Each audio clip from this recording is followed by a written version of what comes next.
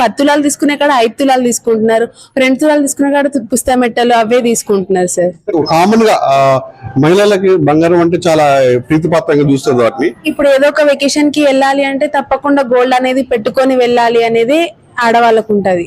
అప్పుడంటే కొంచెం కొనడానికి ఒక 2-3 తులాలు కాదు 10 తులాలు తీసుకోవడానికి వచ్చేటోళ్ళు, కానీ ఇప్పుడు తీసుకోవాలంటే ఇప్పుడు కూలీ తరులతో కలుపుకొని 1,00,000 పైనే అవుతుంది కాబట్టి ఆలోచిస్తున్నారు కస్టమర్స్ కూడా.